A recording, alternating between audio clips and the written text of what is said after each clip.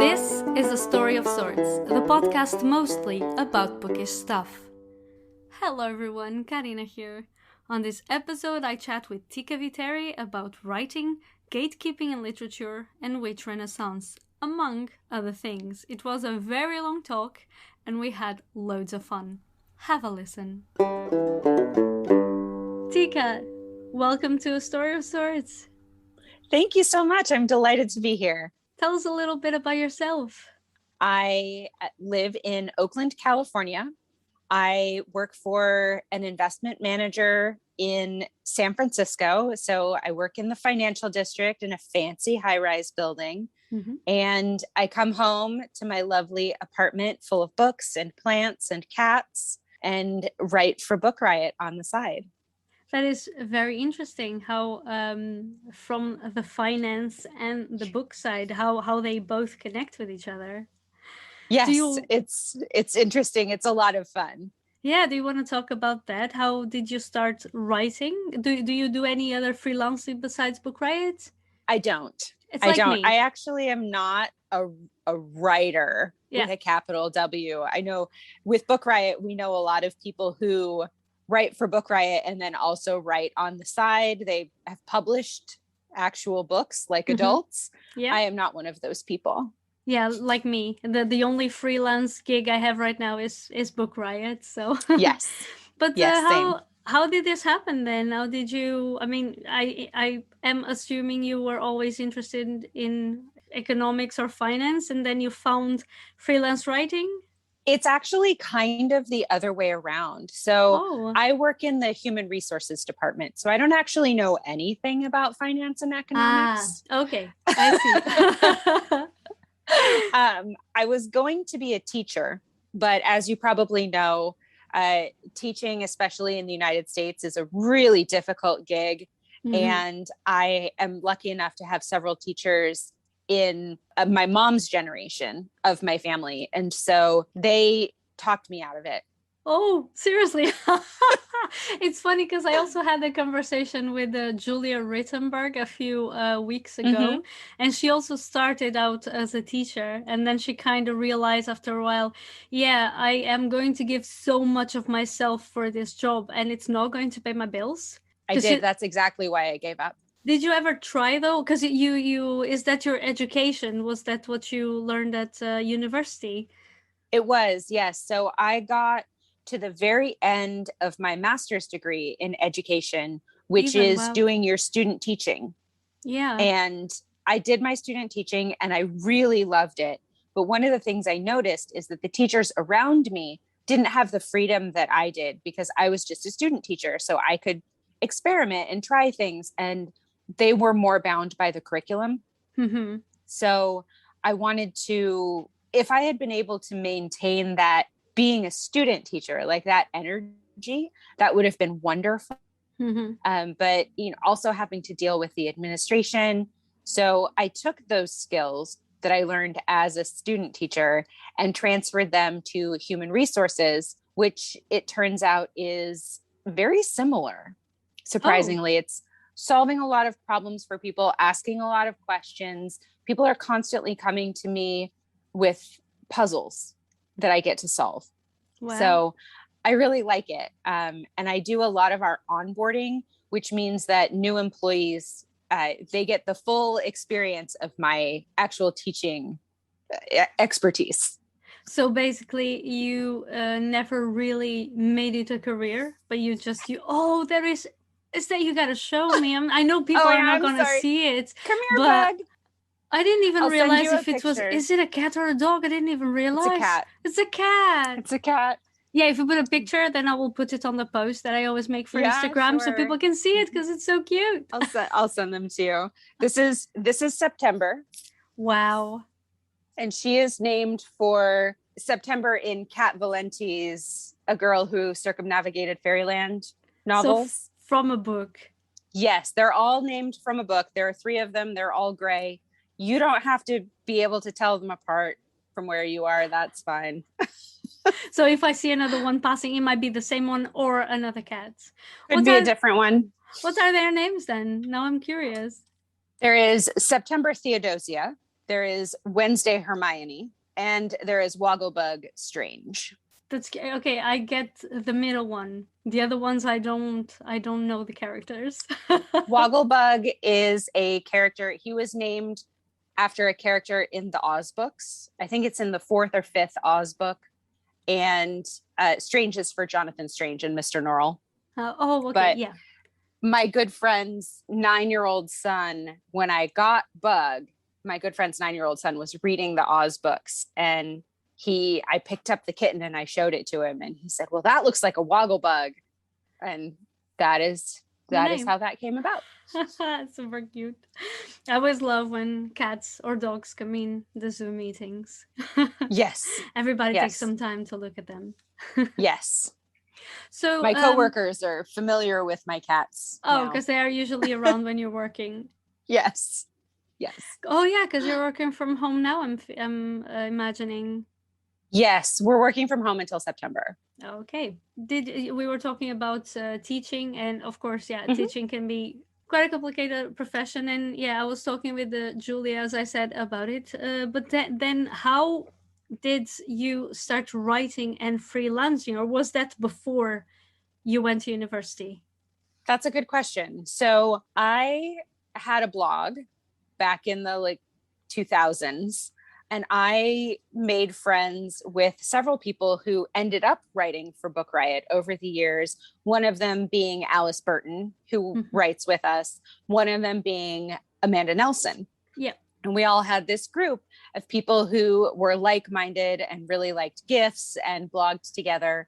And so over the years, I kept telling people, you should go write for Amanda's company, go write for Book Riot. And then I never did it myself. Finally, I got an email from Amanda saying, get it together. Just send me something. So I did. And then that worked out fine.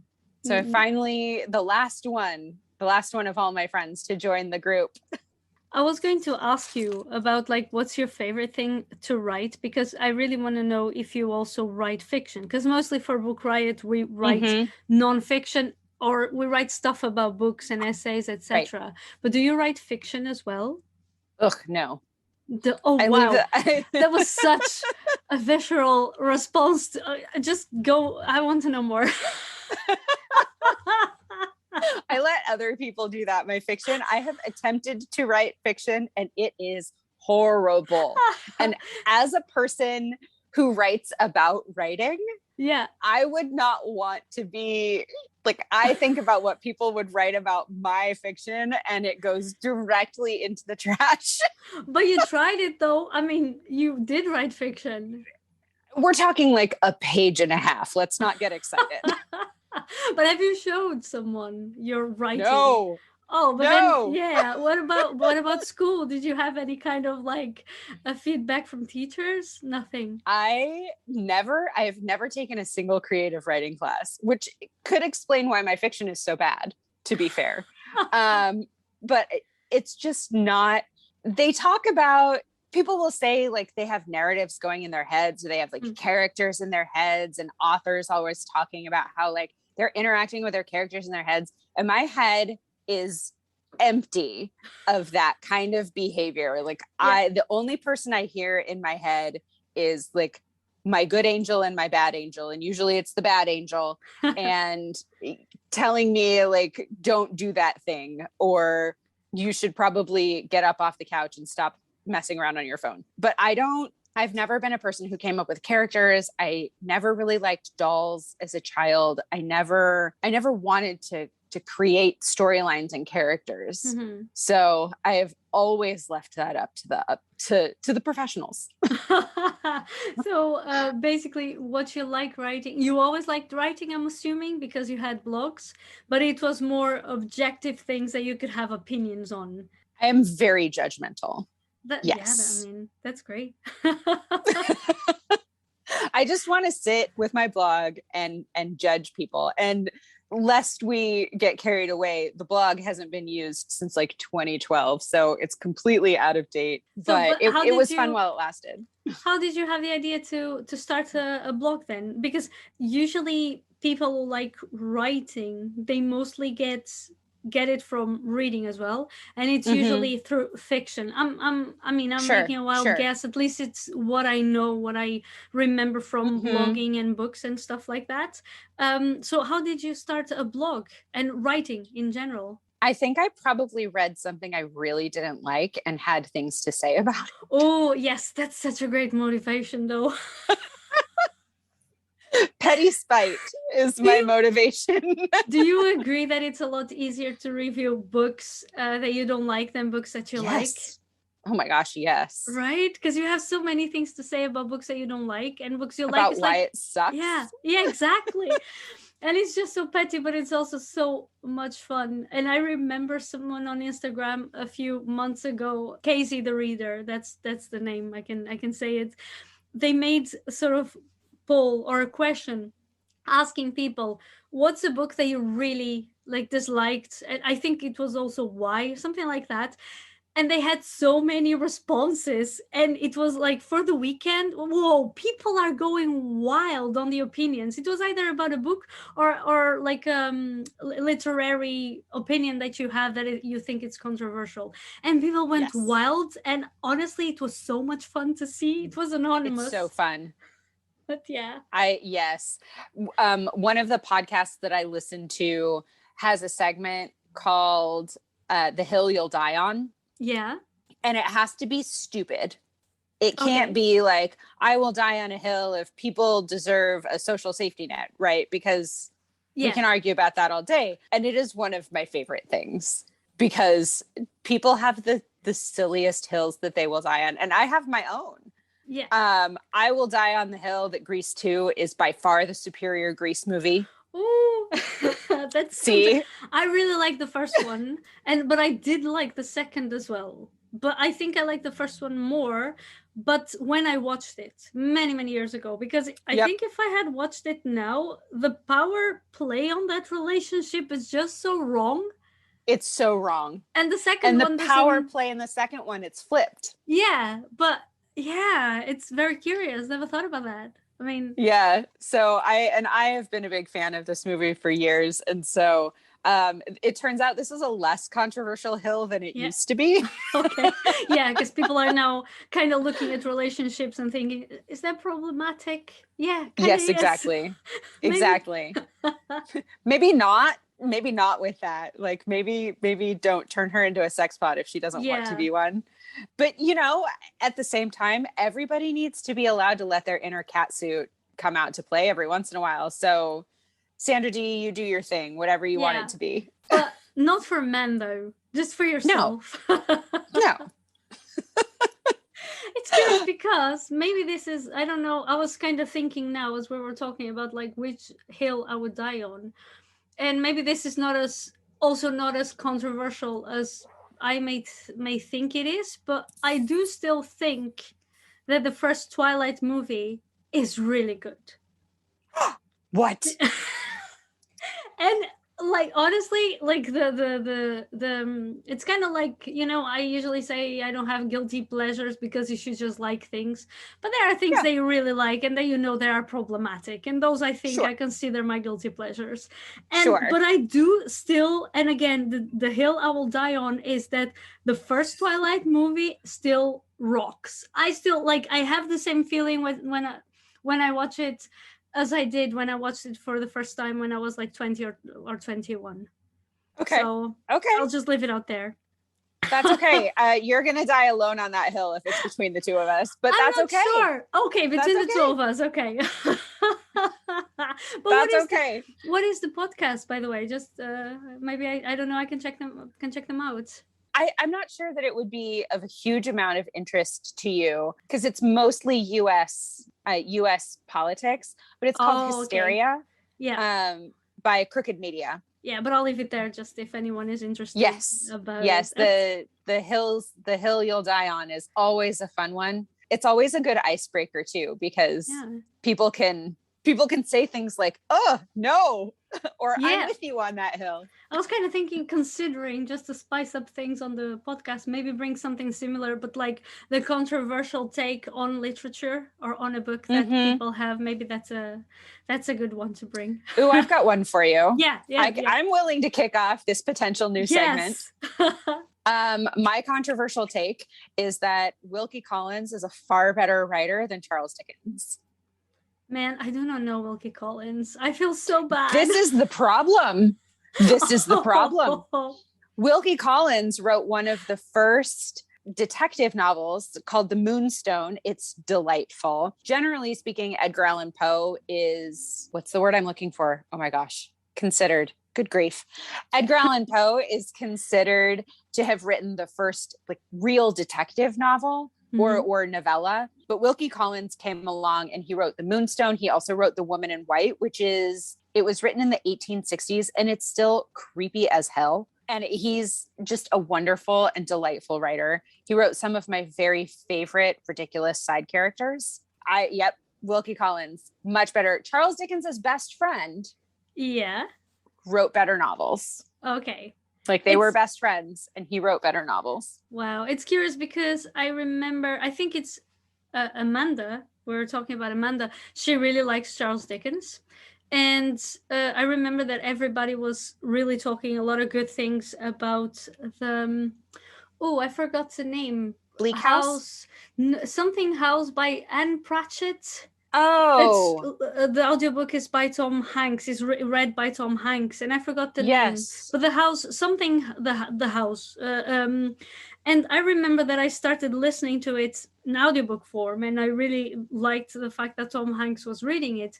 But it reminded me so much of Charles Dickens and like his stories. There's like this family and the kids and the stepmother that is like this very bad woman. So I couldn't finish it. I even didn't get through it a lot because it just was the kind of pace that after a while it stops interesting me. And I also started reading Charles Dickens and I couldn't finish it. So it's curious that you talk about someone else in comparison to him.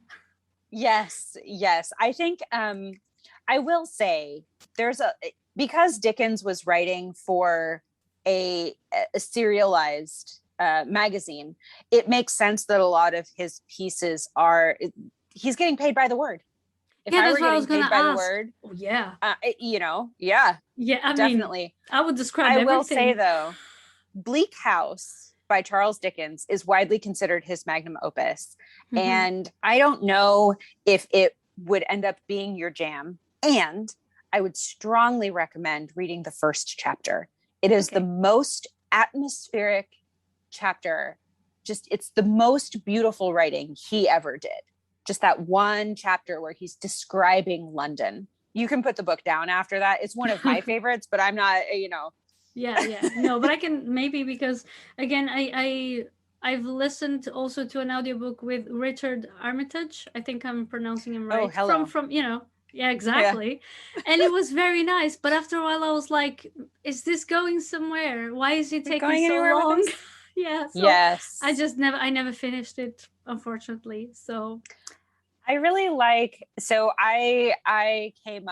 I grew up on the British 19th century literature canon, and there aren't as many women in it as definitely deserve to be there. Yeah. One of the women in British 19th century literature who was extremely famous in her day, again, in the middle of the century, but is not as famous now, is Elizabeth Gaskell. And she wrote North and South. And that is delightful. It is a delightful novel. Richard, and I think of it because Richard Armitage is the love interest in that one. Okay, so they made like an adaptation. Yes, in the miniseries. And then there's another one she wrote that actually she got to the last chapter and then she passed away. And so it's unfinished, which is such a bummer. I didn't know it. So I'm reading this novel and I was just having a wonderful time listening to it. And you're just waiting for the kiss at the end, right? And then like comes this epilogue that's like, Elizabeth Gaskell passed away and we'll never know how it ended. of course we know how it ended. Yeah. I can imagine. Yeah, of course. A book kind of has a pace to go somewhere, obviously, but that one is called Wives and Daughters, and the audiobook is read by Prunella Scales from the Faulty Towers series from the 1970s, and it is hysterical. Okay. It's absolutely wonderful. A few tips to pick up as well. Yes. So some book recommendations. So there's going to be more at the end. So tell me about your journey as a reader. When did you become a reader? How did that happen? I'm one of those terribly annoying readers who taught themselves to read when they were 3. Seriously? Yes. Wow. And has been stashing books under their pillow ever since. I always had my nose in a book. I grew up in a small town in Alaska, and I didn't really fit in with the stereotypical group of kids. And because it was a small town, there wasn't a lot of room culturally and socially for people who were on the outside of the, the popular circle. So I escaped into books almost immediately as a child and just continue to do so to this day. My dad gave me my first Anne McCaffrey novel when I was probably 6 or 7. And so I started reading about dragons immediately. And I still have a terrible softness for any book with a dragon on the cover. Oh, that's super sweet. Even though I don't necessarily like sci-fi and fantasy are definitely tend to be problematic with a lot of their dynamics, although I think that is getting better again, as we as a society kind of examine those kinds of relationship dynamics. Writing is as well. That is my journey as a reader. I started out when I was little and just never really stopped. Wow. Because that's I ran through really young. Oh, I'm sorry. Go ahead. No, yes. It's just really, really young.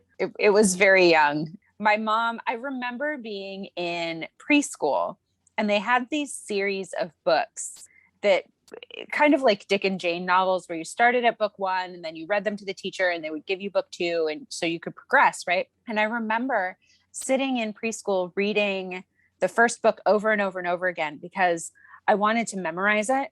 Because I was worried that I wouldn't go to book 2 if I didn't get book 1 completely perfect, because I apparently did not really understand the exercise. So at home, I'm reading chapter books, and at school, they're like, we just don't understand like why she doesn't feel comfortable reading this book to us. And I didn't find this out until years later. My mom was completely mystified by the whole thing. You don't have to memorize it. You just have to know it. You just have to be able to like explain, stumble through it. Yeah.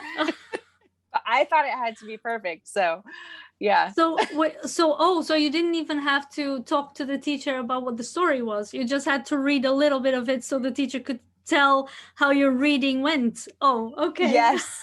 Yeah. So basically you're proving to the teacher that you know how to sight read. Yeah.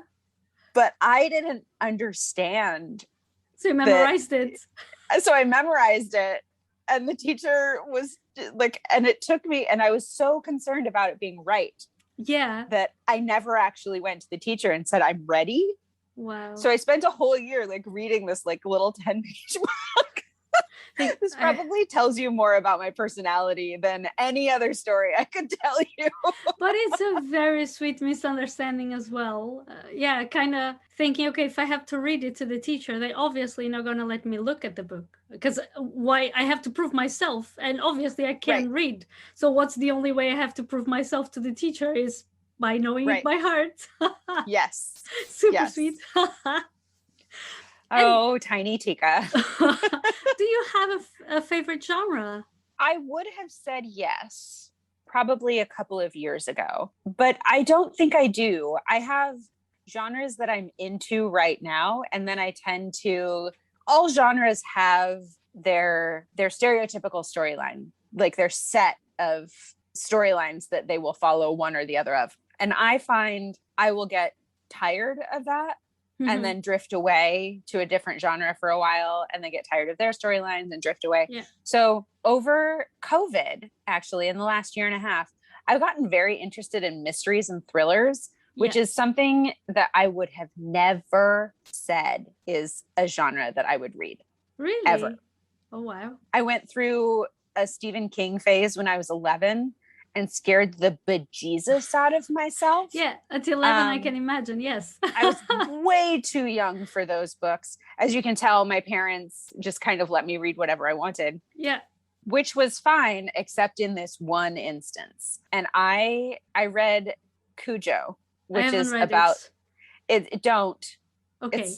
It's about a rabid dog. Okay, and because it's a curious thing.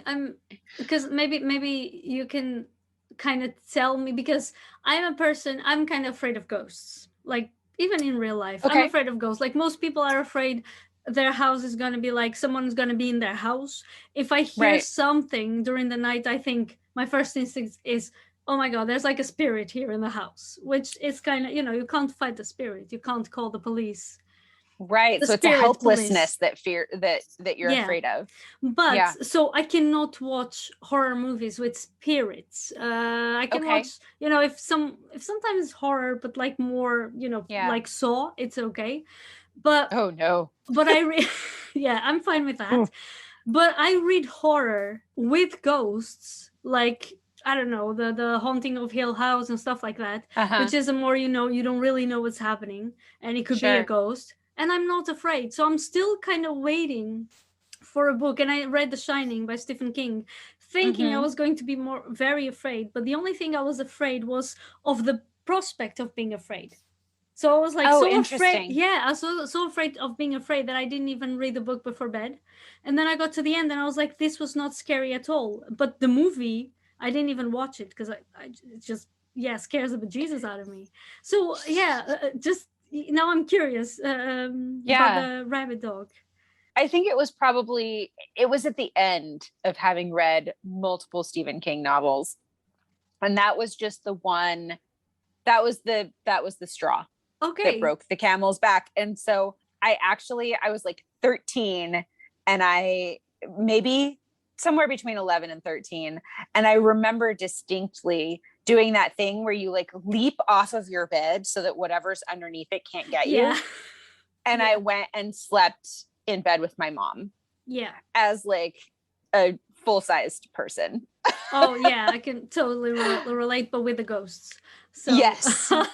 And ghosts don't scare me, but what's the book about? What scared you so much about it, actually? It was just that an animal and I think that this is the premise of the book, right? An animal that is supposed to work with humans and that we trust as a beloved pet can go, like, rabies is a very terrifying disease because it affects the brain and it makes the animal or it makes the host actually crazy and super aggressive and deadly. And it was terrifying to me for some reason that like you could flip a switch in some ways and then like you lose the entire personality that you had before and just become this like killing machine. Wow. That is scary. But was it that kind of got you to stay far away from thrillers and horror books? Yes. So I am a big wuss. I can't watch scary movies because I get nervous. I tend to be a little bit jumpy. I get inside my own head, and if somebody walks by, like, I startle relatively easily. And so I don't do well with movies that have jump scares in them. And I can read books because there aren't any actual jump scares. Yeah. Right. Yeah, you're just reading through it. It's a twist, but it's not a jump scare. But I'm very affected by soundtracks in movies. Yes. And like, if there's like one note that's being extended out, like, and it's psychologically designed to freak you out. Right. Yeah. But I just get so worked up waiting for like the that I get really stressed out and I can't handle it. I wonder if there's ever someone who has done like the test of watching a horror movie that they do not know without soundtrack. Because I think for me as well, I cannot watch like horror movies in that sense. That's something if I know that the movie doesn't have ghosts, I can watch it. But the jump scares all come from the music, from the sounds. Yes. They kind of prepare you that something is about to happen. And I kind of wonder if I would be able to watch them, or you would be able to watch them without soundtrack. That's interesting. I'm sure that I'm sure people have done those studies. I kind of researched that. Yeah, I would be interested to know. Yeah. I also can't do blood and gore. Okay. So like Saw is way out of my, like, that it's just not going to happen. So I'm guessing you're not going to read The Only Good Indians by Stephen Graham Jones. You know what's interesting is that I had intended to read that, but I guess I didn't. I have a tendency, especially because we've got Book Riot Slack, right? Yeah. So I have a tendency to, people will be like, oh, I'm reading this book. It's so good. And I'll throw it in my queue because people think it's really good I don't read the back of the novel. Yeah. Yeah. So it's been in my queue. And then one of my very good friends who she has taken all of the horror and terror that I can't read or watch, and she has absorbed it into herself. So she loves it times 2. And she will text me and be like, I'm reading this book or I'm watching the show, and you should not, like, this is not Tika approved. Yeah. You can't watch it.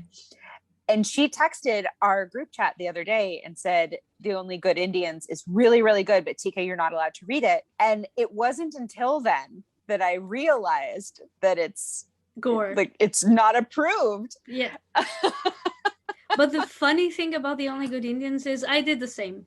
I heard people say about how good it was, and then I think it was Libro FM with advanced reading copies, or listening copies in this case, that like I got it from them, and then I was like, oh, everybody's talking about this book, so I'm gonna listen to it. And you start listening, and that's the thing.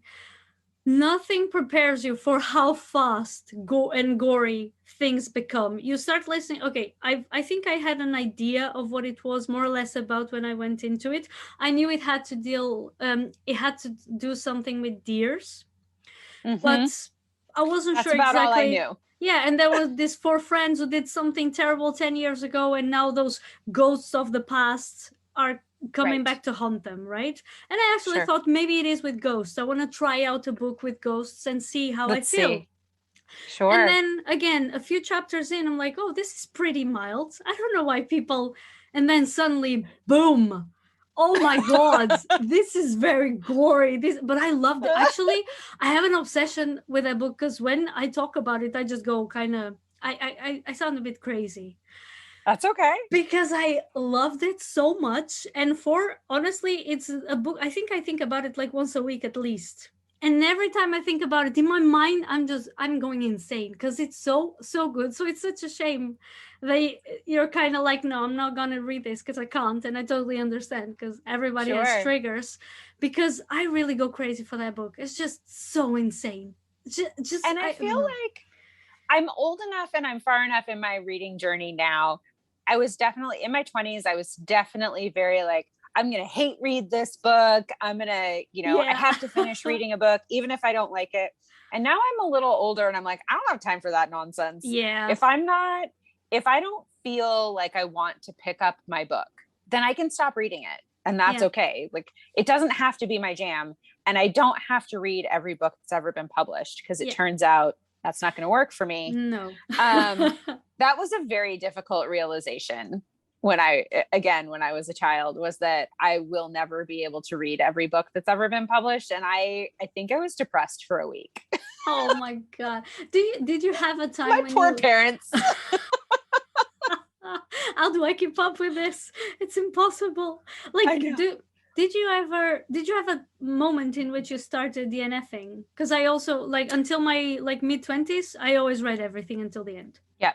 You read the whole thing. This is Wogglebug. Oh, so cute. Hey. He's in the way. You're in the way. A little gray fox. Super cute. He is only a year old and he's 13 pounds and he's huge. Oh, you're perfect. She says you're perfect, bud. You are. So he has anxiety. So he has to Oh, come and sit with me every little while. And that's he's going to that's be okay. going back to work is going to be rough for him. I tried Oh, to explain to my boss that I am my cat's emotional support human. yes. And it's weird that she was like, yeah, that's really cute. But you're still gonna have to come You back. still have to go to work. I tried. In any case, so I started DNFing books. I could probably look in Goodreads. So I've been on Goodreads since the beginning, since before they were owned by Amazon, all of that. Okay. And I literally only figured out maybe like a month ago that you can just erase a book out of your reading history instead of Yeah. marking it finished and then tagging it with DNF. Yeah. I had no idea. Okay.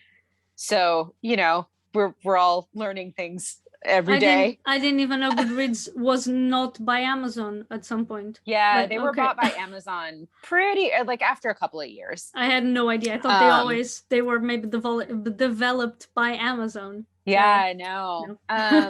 So I'm not sure. I've always been able to stop reading a book and then come back to it and say, so I think there are two kinds of books that I will stop reading. Some are books where I'm like, I'm just not into this right now. This is too heavy for me.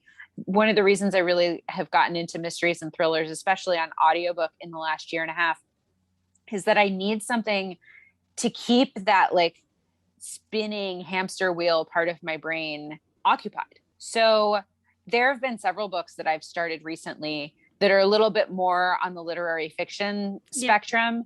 And I just I can't do it. I don't want to read about messed up families that live down the street from me that just have regular messed up family problems, because I have that in my own family. I don't need to read about other families' messed up problems. I need to read about, like, I need a happy ending, generally speaking, or at least, some sort of like bow on the end of a novel. Satisfying. Yeah. I need the story to close itself up. And, things like, and not to speak badly about this particular novel, but one of the ones that I started and then was not able to continue with because I'm just not in the right headspace for it was The Interestings by Meg Wurlitzer, I think is her last name. And I just couldn't do it. Not very interesting then. It wasn't interesting to me. Yeah. No. Of course, it's always personal. For sure. And my niece and I just had a long talk about this. She's 11 and she was telling me all about how Taylor Swift's music is bad. And I was like, look, kiddo, you can say that Taylor Swift music is not your jam. It's not about you. Like, you're not about it. Like, that's fine. But if you tell people who like Taylor Swift's music that her music is bad, it's going to hurt their feelings. Yeah. So, let's kind of try to temper that a little bit more. Let's make it not quite so black and white. And I think with books in particular, people also have these really deep emotional attachments to genres and to specific books. And so I've learned, like, you can't argue if I'm like, it's not my jam. You can argue with me if I say this writing is shitty. Yeah, of course.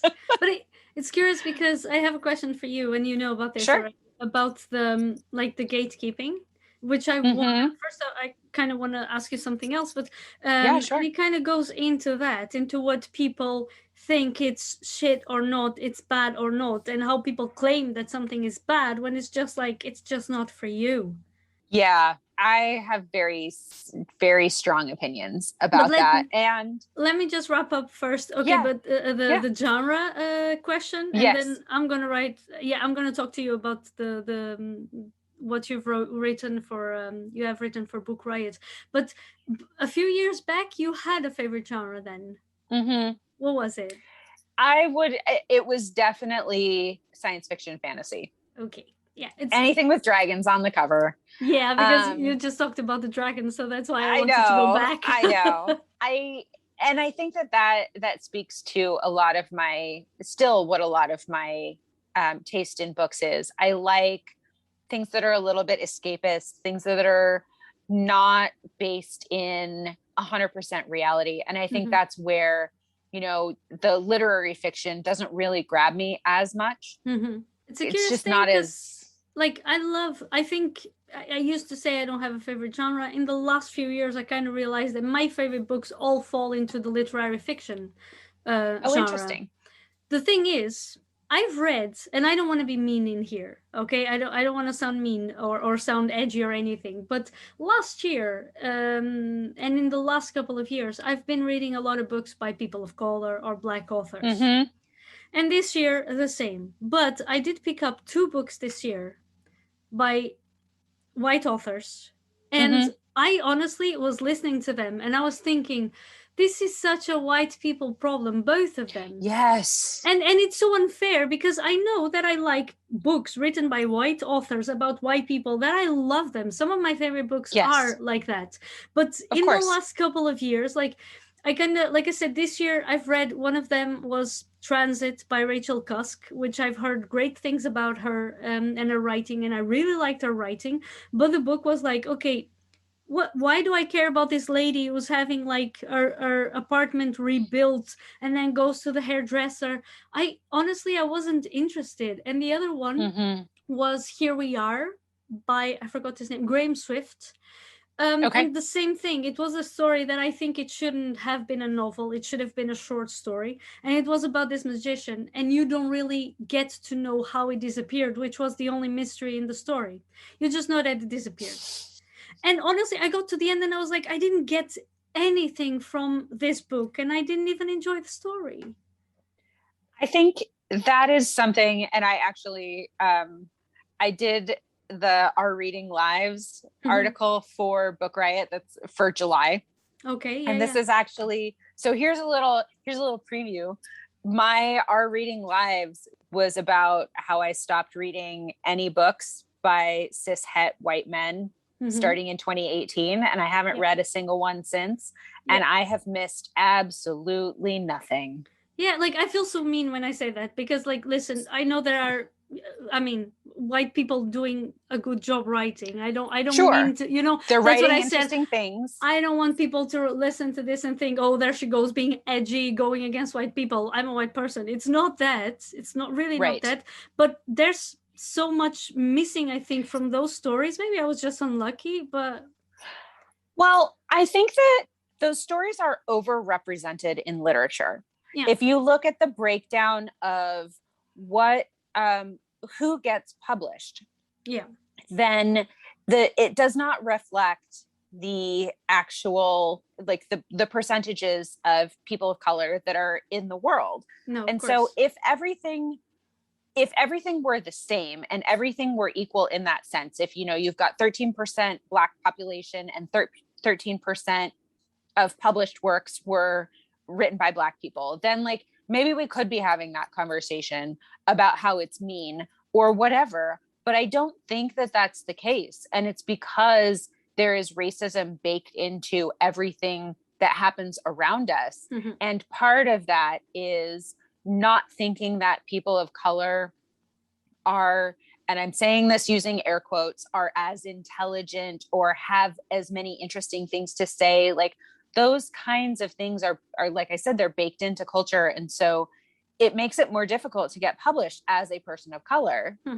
And so what that means is that all of these, I think of them as like the people next door stories are they're overrepresented. And when I stopped reading cis het white men, the reason was not that I was like, ugh, white dudes are awful. They can be for sure. Of course. Yeah.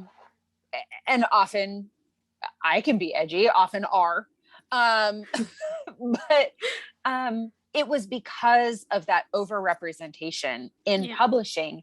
And it was very easy for me to get lost in reading books that I really enjoyed. One of the series that I stopped reading halfway through because I was in the middle of reading it in December of 2017 is the Expanse series. And I actually really enjoy that series. I think the authors have done a really good job of representing people of color and women in their story in a way that the first novel maybe did not preview very well. But they're just, it was easy to say, okay, well, I'm going to read this 700-page novel by a white dude, and then maybe I'll get to N.K. Jemison's Hugo Award-winning books later. And so it was a way to scrape off that first level of books that I encounter and say, okay, if this is a book, like this is a book that I'm interested in. I really like Grady Hicks. Is that his name? I don't know. Somebody I don't Hicks. know, actually. Shoot, I forget. Anyway, it's okay. The guy, is it Hendricks? Grady Hendricks, the guy who wrote Southern. Do you want me to search? I can search it. Yes. Sorry. What's this the book? Is terrible. No problem. The Southern something guide to vampires. This is Grady Hendricks. You're right. Grady Hendricks. Yeah. Grady Hendricks is a white dude who writes books that I am interested in reading. So I put them on a spreadsheet, and when I'm ready to read books by white authors again, I will do that. But for now, those books aren't going anywhere. Yeah, that's true. They're not going to go out of print. They're not going to be hard to get. And so for now, I'm still exploring authors of color. And one of the genres that I have found that I was surprised by is Afrofuturism. Yeah. And it's fascinating. It's so good. I've read, I think, Afrofuturism. Is Kindred Afrofuturism? I would say so. Octavia Butler. I think it was. I think that's why we read it in a book club. Yeah, it's a time traveling novel. It was definitely ahead of its time for sure. It's amazing. And then if you want to get into like the more sci-fi stuff, the Binti series by Nnedi Okorafor, which is like way out there and super cool and really interesting, and also very, very short. Just these books by Black African female authors that I probably never would have encountered, and I just never would have gotten to them. Yeah, of course. Unless you are aware of certain things, of course you don't. Exactly. But yeah, maybe it's exactly what you were saying. Maybe we have read so many stories that are always kind of like similar stories that it gets to a point that you start reading something else, and when you go back, it's like, I've read so many of these. I've read so many of these. Yeah, it's true. So one of the genres that I don't tend to do, I dip back into every once in a while, but that's romance. And it's not because well, let me rephrase that. It is because I personally get super triggered by a lot of the power dynamics in romance novels, and they bother me, and I get very upset. I can feel my blood pressure changing. And so I've just decided every once in a while, I'll try one. My 1-star review of The Duke and I on Goodreads, I'm still mad about it. I have strong feelings. I really enjoyed watching Bridgerton, but I also have very strong feelings about some of the things that happen in that book and in that show. And I've read some Julia Quinn that was published later. And they're just lovely stories that don't involve coercion or mind games or any of that. And I was perfectly fine with. But the, seduction as an aggressive technique just does not turn my crank. So I tend to stay away from romance novels specifically for that reason. I for me, it was kind of like almost the opposite. I used to be mostly a detective and romance reader, but it got to a point as well in which, unfortunately, for some reason, like sometimes you pick up a book and I'm interested more in queer stories, because I've read so much straight romance that after a while you're like, okay, what does this book have to offer me that I haven't read before, since I've read so much romance? And then and then it's like, okay, if it's a queer story, it's not the same story. And I used to be a big Nicholas Sparks fan. It was like my favorite growing up. And then, you kind of realize that, well, the author itself is problematic, but I still pretty much enjoy the writing. And again, we go into gatekeeping. And sometimes, we have a tendency to mock certain things. But then I think about it, it's like, I know that his writing is not going to be for everyone. But if I am being fair to myself and honest, I know that I still, if I pick up one of his books nowadays, I still enjoy the writing. Sure. So, and I think that's perfectly okay. And this is where, Yeah, we can dive into the gatekeeping. Although I do want to, have you read One Last Stop by Casey McQuiston? Not yet, actually. I have it on my audiobook because I do want to read it this year. Definitely. It's so cute. Yeah. I loved it so much. Except that people were just complaining because there was a female romance instead of male, like, you know, red, white, and red, white, like red, white, and blue, white, and royal. No, red, white, and royal blue. Royal blue. Yes, thank you. Yes. Oh my gosh. And it was. You know what? There is a weird thing about women, specifically white women, is my experience. Yeah. But there's this weird thing about women writing male romances that has like it gives me an icky feeling of voyeurism that I don't like. Because I do think the issue is the book was very popular and a lot of women picked it up thinking it was going to be male on male. And I remember one TikTok video clearly stating, if I was expecting to be attracted to the men in the story and therefore to enjoy seeing them together. And I kind of thought this is the same kind of voyeurism about guys who are extremely homophobic, but then want to see two women having intercourse because they're hot. And I thought, this is so bad, though. It's so bad. Yeah, I think we women have a lot of inherited cultural, specifically male homophobia. There's an element there. There's all sorts of like homophobic and also weird misogynistic thoughts about that, right? Yeah. Like being interested in male romance. Like there's an aspect of it where I have gay friends and I would love to see, I like watching romances that reflect their own lives. Like I want them to be happy too. And this is a cake and frosting way to represent that. And I think that that's important. Everybody deserves to be happy and see themselves represented in literature. And women who get upset that there is a female romance versus a male romance may have a little bit of work to do. Also, there's an element of I'm not allowed to be a part of that. So this is a safe relationship for me to watch. And that is where I think the misogyny comes in, where women's relationships with men specifically are often unsafe, either emotionally or physically. They're difficult. And so I understand wanting to see a romance that you don't have to be a part of at all. Yeah, of course. Definitely. So there's a lot to unpack there. Yeah.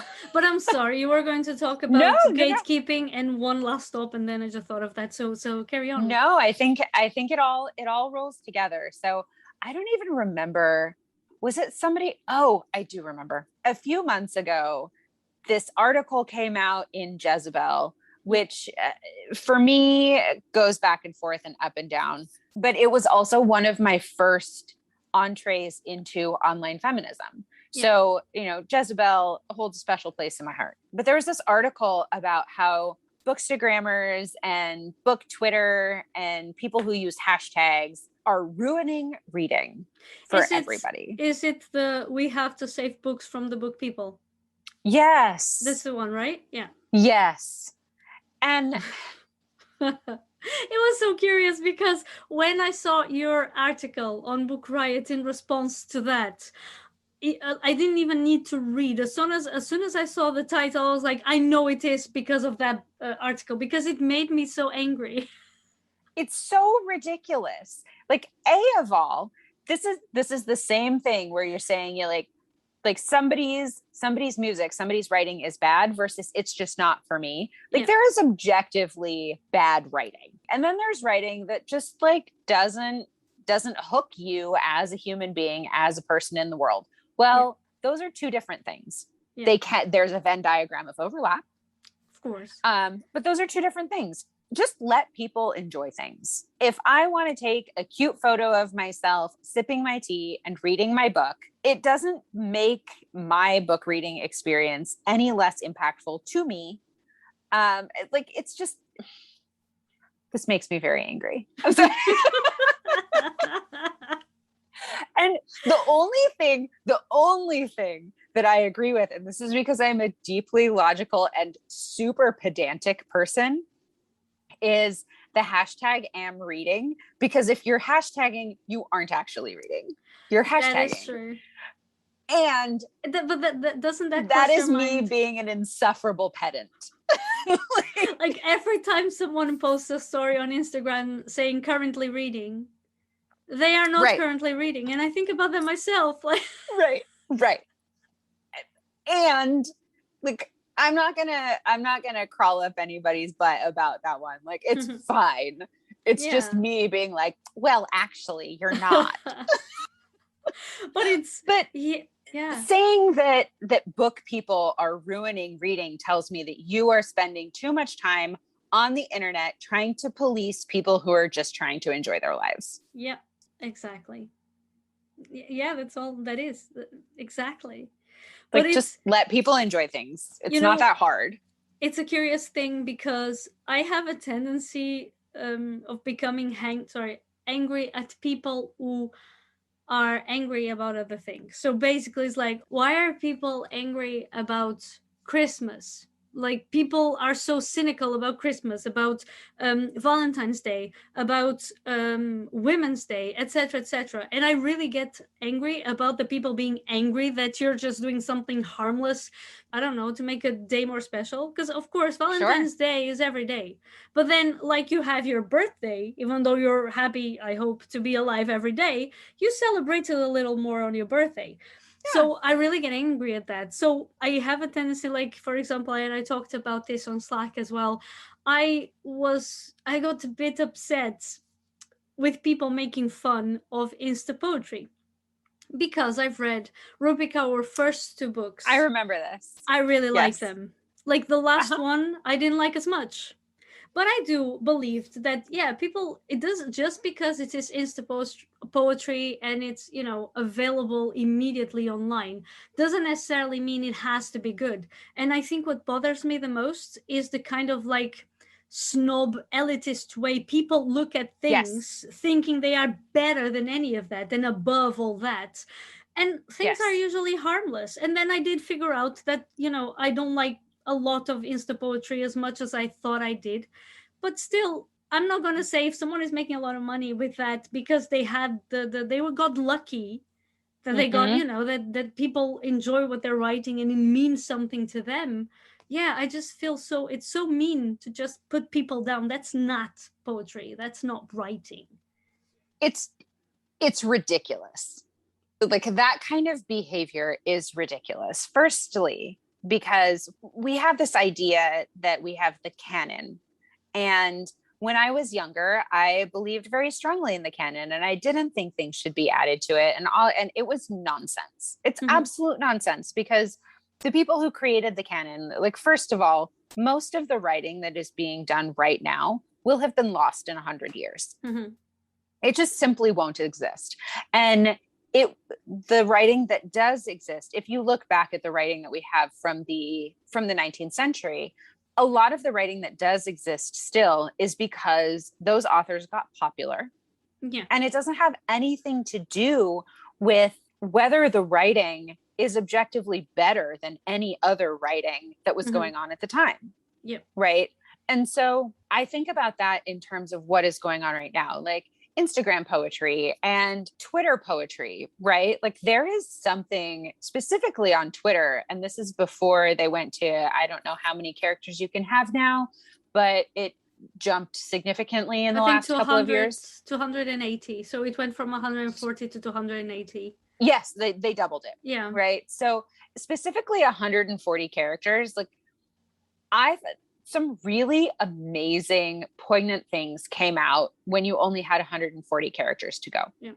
And putting, Instagram doesn't actually have limits on how many characters you can use. So that changes things a little bit. But, there is a limit to how much you can see in that little square easily and be able to read and want to flip through. Right. So that brevity, it has always been appreciated. I mean, haiku is one of the highest forms of poetry in a lot of, in Japanese and other Asian countries and languages have their own version of very truncated poetry.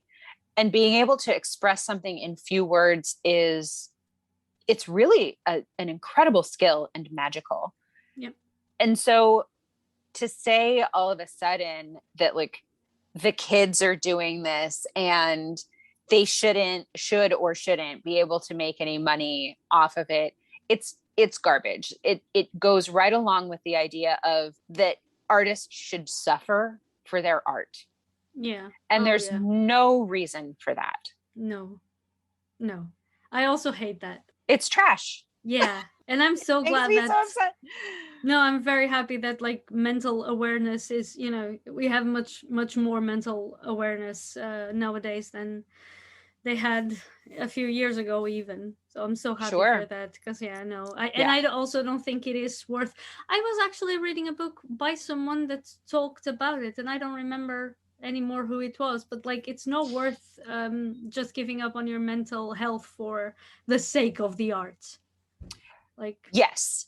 And in the same way that if you have a barn and you want a barn cat, you should feed your barn cat, because they will kill more mice and rodents if they are well fed and happy than if they are purely surviving on eating the mice and other rodents that they find in the barn.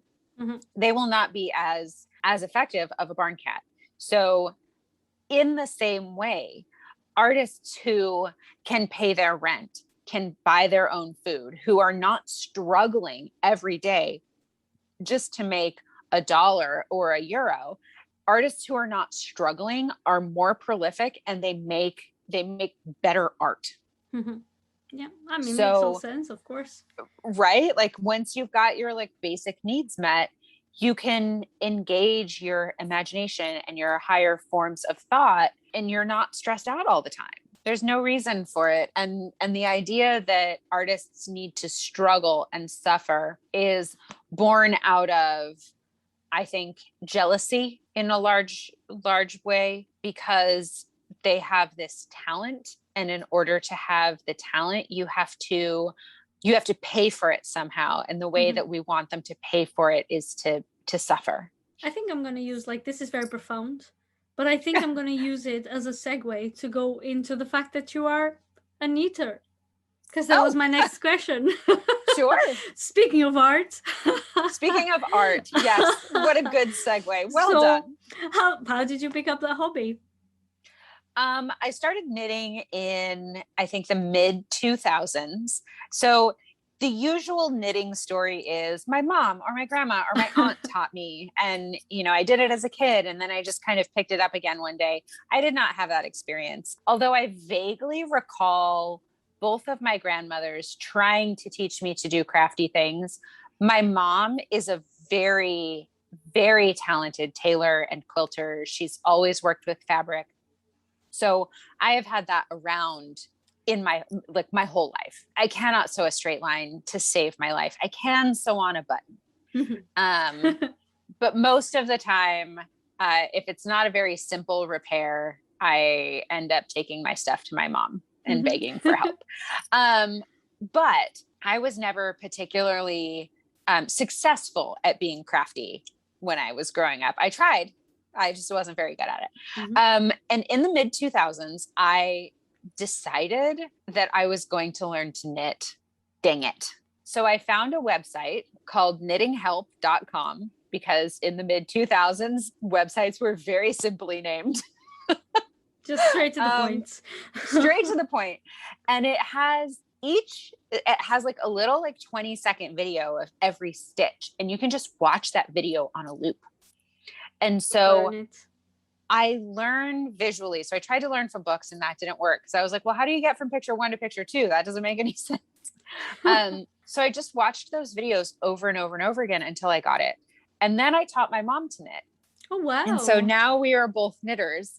And she gets very tickled when we go to yarn stores together and people say like, oh, did you teach your daughter to knit? And she's like, no, she taught me. She learned to knit.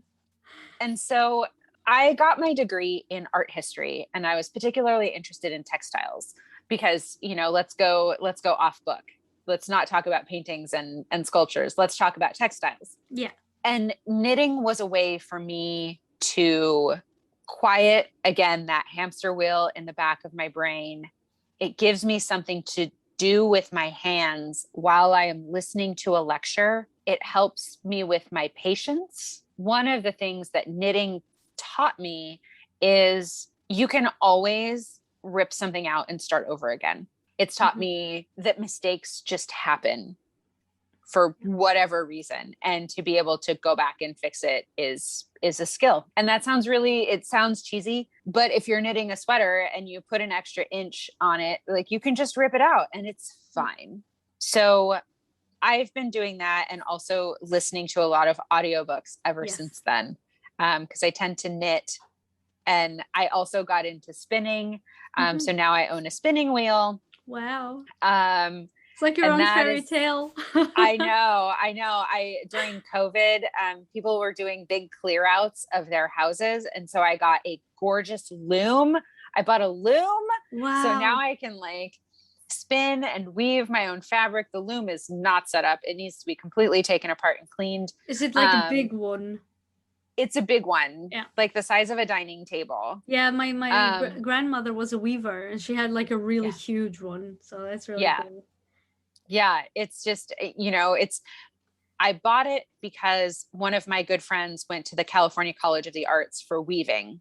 And so she has a tendency to troll Craigslist and kind of look for good deals on looms. And the Berkeley Weavers Guild is world famous. So there are a lot of weavers in this area. And she found this loom. It is a $3,500 loom. And she found it for $300. Yeah. And so she was like, you should buy this, just buy it and we'll fix it and it'll be fine. And then, so I did. And now I need to take it apart and clean it and put it all back together, but I just haven't started yet. Yeah, but it's a cool project to look forward to. I know. I'm super excited. I'm super excited to do it again while listening to audiobooks as well. Exactly. So, I do a lot of textiles along with reading books. And then during COVID, I know you didn't ask me about this part, but during COVID last June, I adopted a kitten and that's Wogglebug, because my nieces were like, Aunt Tika, look at these kittens we're going to take home. And I was like, oh, you guys are so cute. What adorable kittens you're going to have. I have 2 cats. And they were like, we know.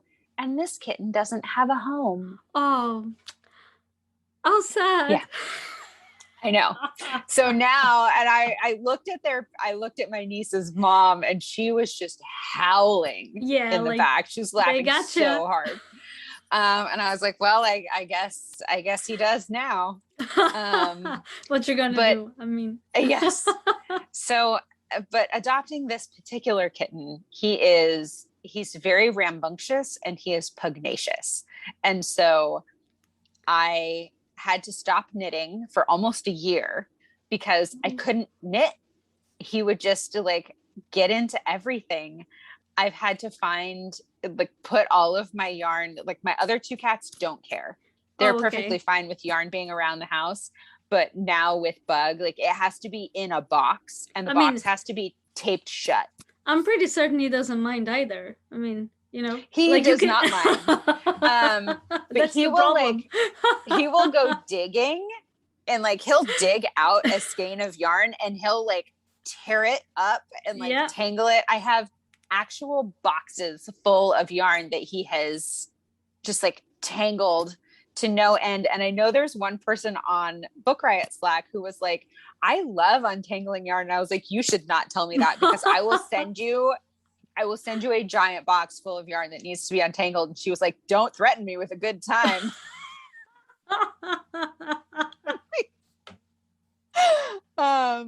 So I started getting into watercolors. So I've been doing, I know, I picked up an art that I never thought I would be interested in. So I tend to just pick things up because of random circumstances in my life, and then continue on. So now he's calmed down. He's a little bit over a year old, and he'll let me knit. He'll let me knit a little bit, but then it generally goes very poorly for me after that. If I walk away from my yarn, it will be in another room. So Unraveling. I have to be careful. Yes. So, but yes. it's scary. Do you keep your hobbies? Because I abandoned everything. I embroidered. I started knitting. I still say that I embroider, but I haven't embroidered in many, many months, maybe a year. That's nothing. It's going to be there forever. Like, it's not like it's going to go bad.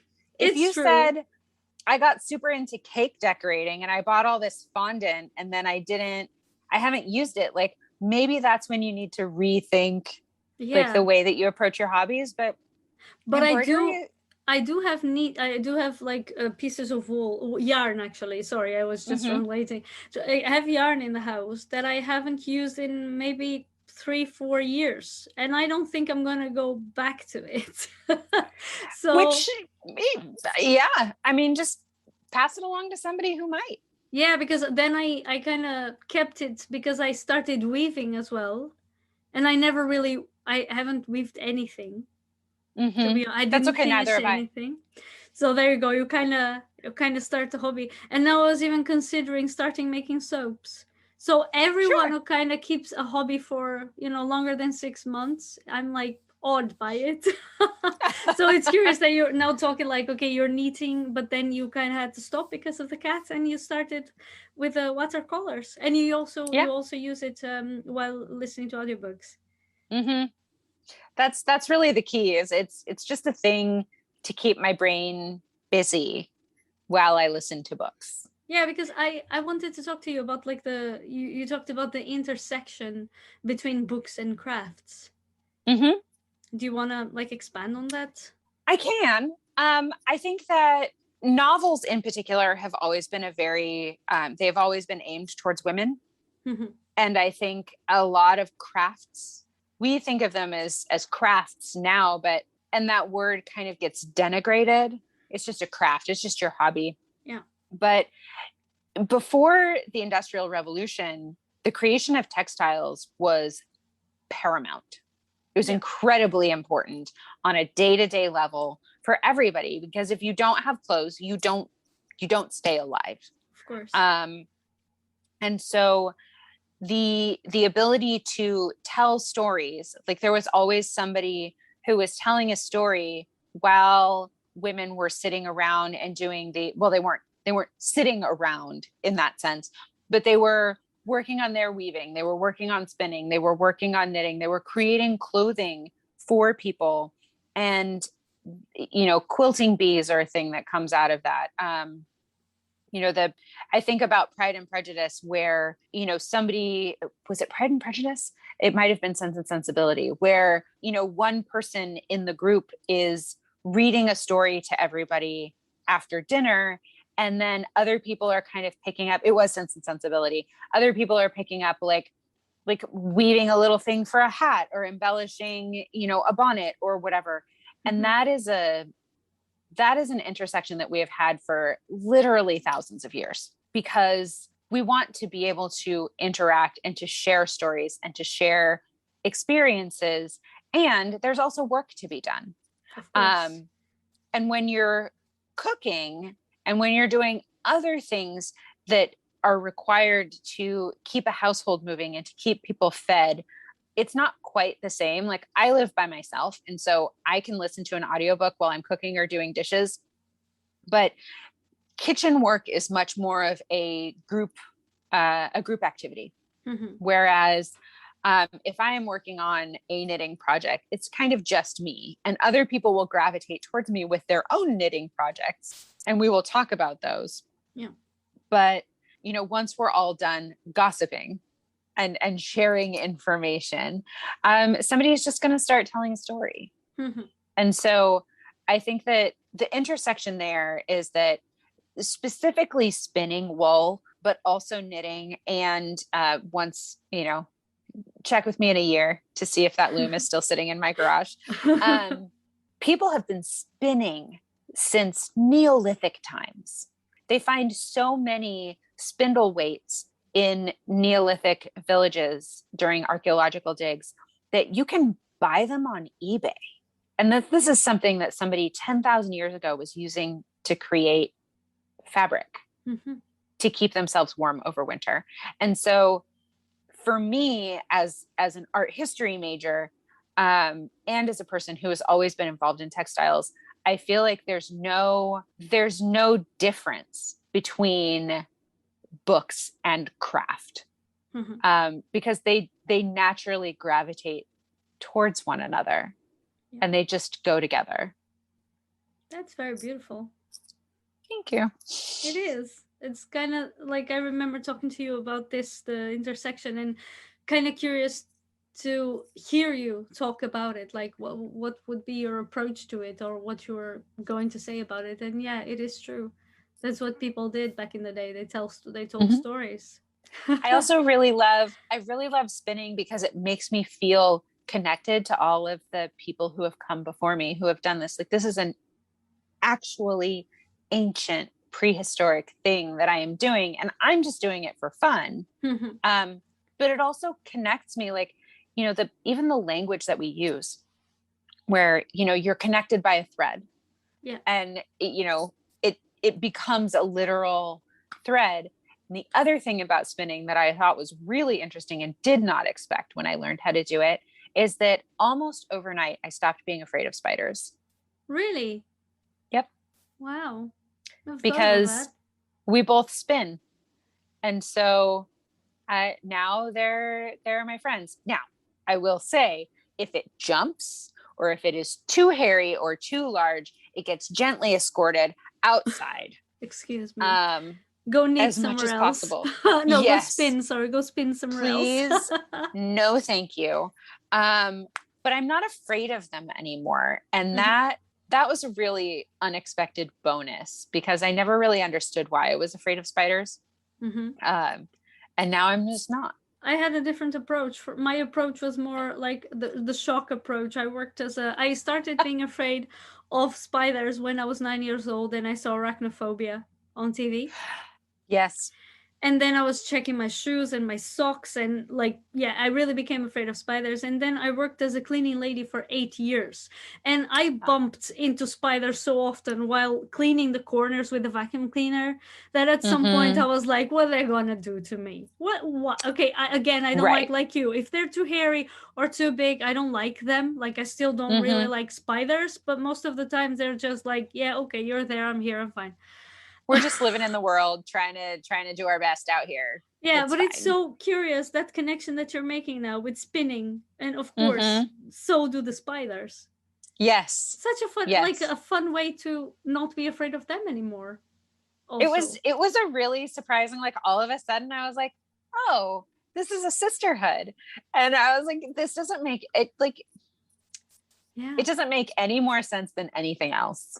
Yeah. But it worked for me, which was good, because, as I said, I live by myself, and those spiders need to be escorted outside by somebody, and that somebody's going to be me. So not one of the cats, for sure. No. You are talking about sisterhood, and I would really like for you to talk about the witch Renaissance. Oh, that you're involved with, right? Like, yes, I am. Okay, so explain what it is, because I was kind of doing some research, but I'm not completely sure I know exactly. So just, yeah. I think we are in, the beginning, maybe transitioning into the middle stages of this.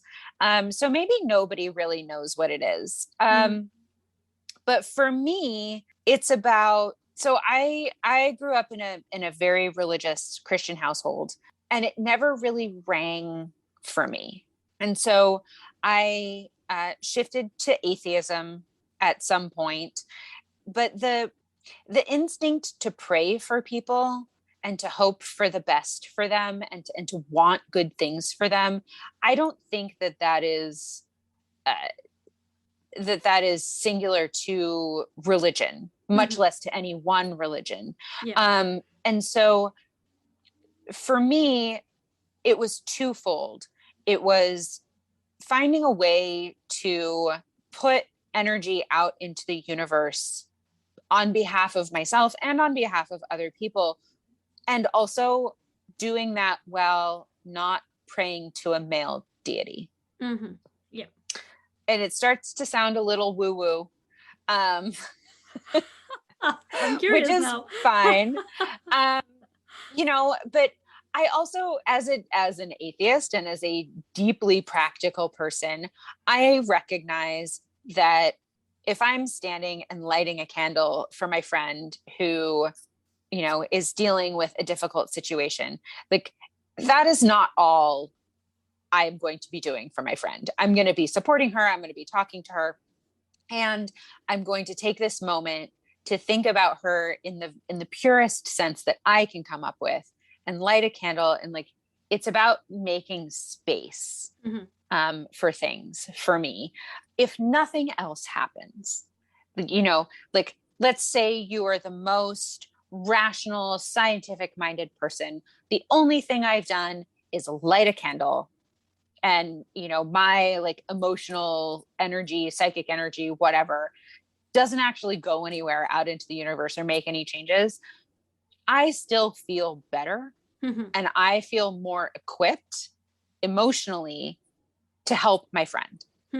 So it can't hurt, and it definitely helps. At least it helps me, and it helps keep me centered. And so I think that there has been a renaissance, partly because women are once again feeling somewhat powerless. And at the same time, we are experiencing the power of women daily. And it is a way to tangibly, physically regain power in a world where we have a lot less control over the world than we think we do, or we can even imagine. Of course. I think that is what almost all religion is about. Is about believing that there's really, an if you are a bad person, then you go to hell. There is justice in the world, and if there's not justice in this life, there will be justice in the life after. And I think people turning to witchcraft is a way to experience and to help us feel like there is more justice in the world, and that we can perhaps sway that justice without being part of something that's organized. Does that make sense? No, definitely. And I do think that there are various ways of being spiritual without needing to be religious, and you can still believe in certain things and certain powers. Because do you also feel, I usually tend to say, because I was also raised Christian, right now I think that I am agnostic, or at least I'm not religious anymore. And I always say that you can take me, how do they say it? Like, you can take me out of the Catholicism, but you can't take the Catholicism out of me, in the sense that I always say that I don't believe, but if I'm flying, and I'm really afraid of flying by plane, of course, because I can't fly, like, but like if I'm flying, I'm on a plane trip and something happens, my first instinct is to start praying, and I cannot fight that. Even though I say I don't really believe it, I cannot fight it. I think that's exactly what we're talking about. That instinct to, I think that somebody who, if I were to get into an argument, a discussion with somebody who does believe in deities, that they would probably say to me that I have made the universe into a deity, because that is what I'm asking for help in that moment. Right. But I don't think that the specific entity matters. No. Once we realize as humans that we are in a situation where we don't have control, we have two options. We can run over people to regain control, right? This is where you find people who are very controlling in their day-to-day lives, or, colloquially, they are control freaks, those sorts of things. And those kinds of people they can be very difficult, and they can be dangerous. Or you can ask for help. Yeah, of course. And if you can't ask your fellow humans for help, who do you ask for help? Yeah, exactly. Because I do think religion, a lot of religion, like what I really dislike about religion is, like you said, the group kind of almost cult feeling Hmm. that you get from it, but also the pointing fingers and everything is a sin. I think it's Yes. so oppressive, like the whole oppression, I have no patience for. But I also think that sometimes, especially as I said, if you are raised without knowing anything else, like if you know about the asking for things, I do think Hmm. that religion sometimes, when you're desperate and you can't believe in the facts and that, you know, the facts are going to save you from something, sometimes you do have a need to turn to something that can kind of make a miracle or perform a miracle Yeah. for you, and a lot of people have that need. And miracles happen. Yeah, I mean There, that. there is more mystery in this world than there is fact, even though there is so much more fact and we understand so much more than we did, even 100 years ago, much less, when Shakespeare was writing Hamlet and talking Yeah, about, more in heaven and earth. yeah. It's just, there is a place for the things that we do not yet understand and that we may never as humans understand. Hmm. But I do believe that we are all connected. I believe that there is an element of interconnectedness among people, just like a stand of birch trees are all connected under the ground, but they are individual trees. Hmm. Um, and that is magical, Yeah. and not in the sense of, I'm doing magic, like throwing things into a cauldron or whatever, but like it's unexplainable and it's fascinating and it's just magic. Hmm. And I think that for me, witchcraft represents that appreciation of the unknown and how interesting that is and how intricate nature is. I've found myself getting a lot more deeply into plants. One of the reasons that I chose to learn about watercolor is that I wanted to do, and I still do, botanical illustration. I'm over here with my cats and my knitting and my botanical illustration, like living my best Beatrix Potter life, right? But she wrote books and I will not. So just so we're clear. Um, but I think, I'm learning about plants and just the way that they communicate with one another. And it's just magical. Hmm. And I love that. Have you read Braiding Sweetgrass No. by Robin Wall Kimmerer? Because one of the things that I got from that book is there is she talks about, like, for example, something that science can't really prove, but she truly honestly believe that it is true, which is the fact that they did an experiment and it was like two allotments growing plants, or I think it Mm, was some kind of plant. And one of the allotments, the person doing this experiment simply planted and watered it. And on the other allotment, she also talked to the plants. mm, And the allotment, when she talked to the plants grew better and stronger. And the thing right. is, you cannot prove this by science. You cannot tell to a science committee, I talked to this plant, so they grew better. But I do believe that, like, when you put kindness and time and words into something, even if it's like, it seems crazy to, Mm-hmm. to the factual world that we believe Sure. in, I do believe that brings you something. And she talks a lot about that because she's a native woman, but she's also Mm-hmm. a scientist, and she Yep. brings the science and the nature and the native knowledge together, and it's such a beautiful book because it's so poetic as well. And she talks Mm-hmm. about that, about the energy that we give to things, that it's not just catering to their needs with water and food, but Right. but your kindness and your words and your time. I think that intention matters. Hmm. It doesn't always matter, right? There are times when, Yeah. like, your Yeah. intention is good and the outcome is like you called the cops on black people like Yeah. an asshole, Yeah. right?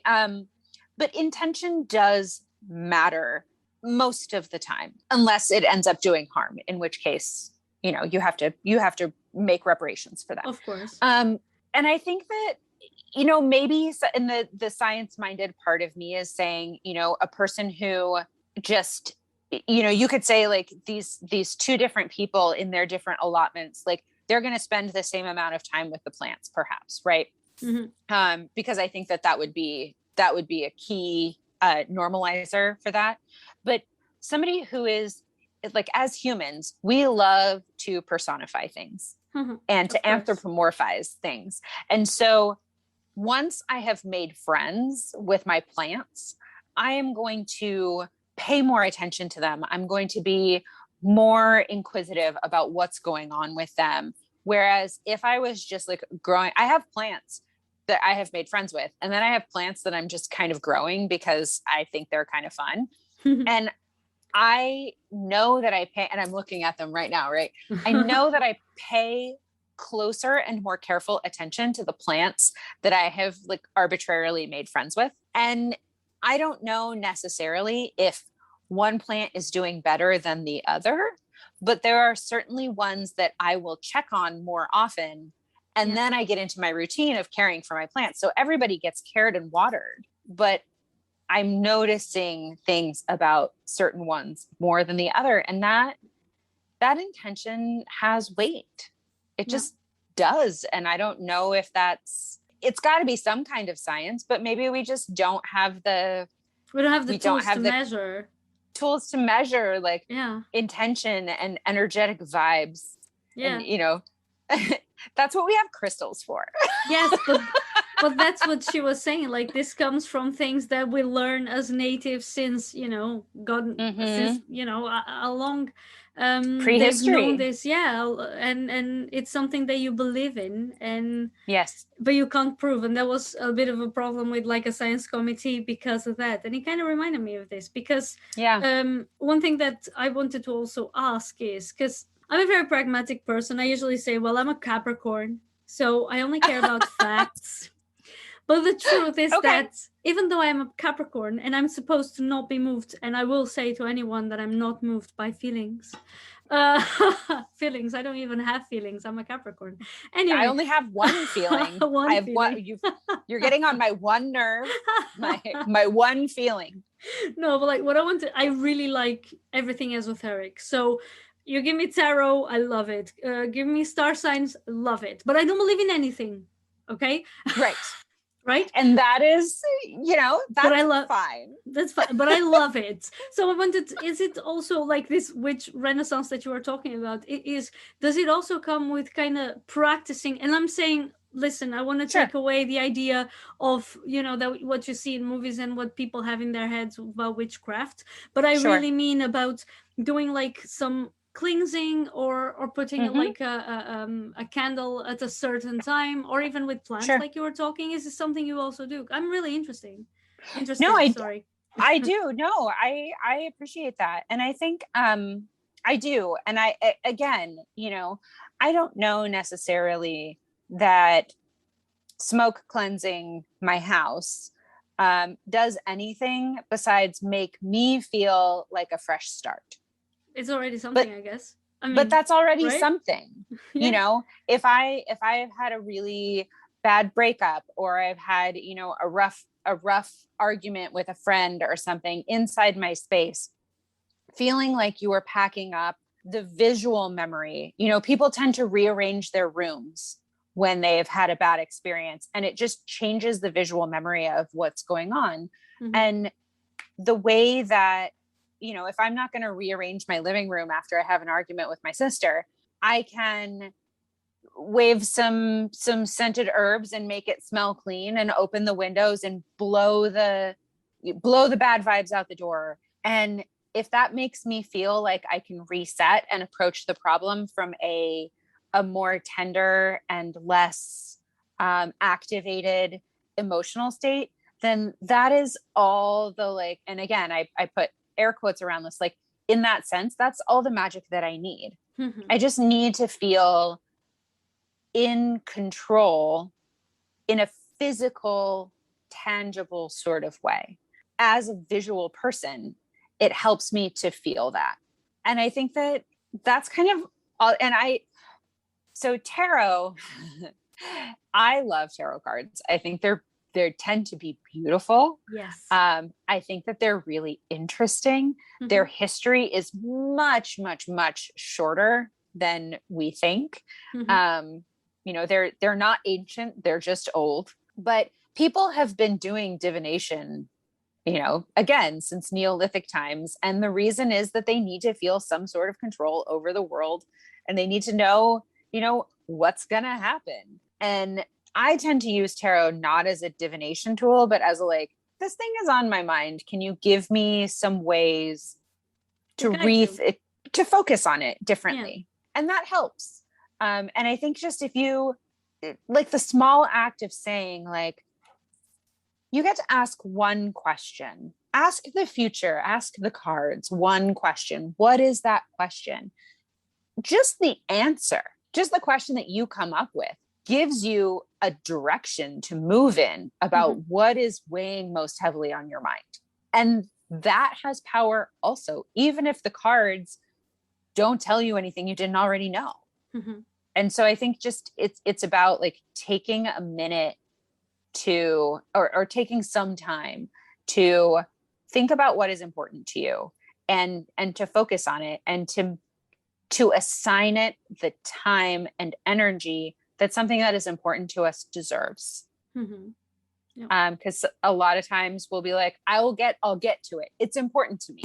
I've labeled it as important, and now I cannot pay attention to that thing. Mm-hmm. Because I know it's important, and there's all these other little things that need to be taken care of.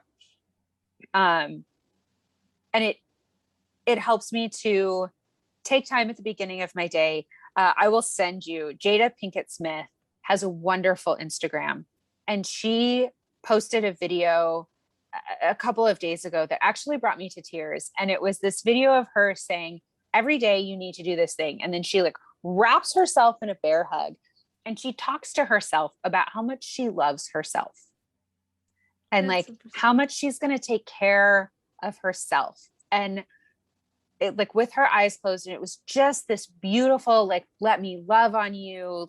It's us, right? We are here together.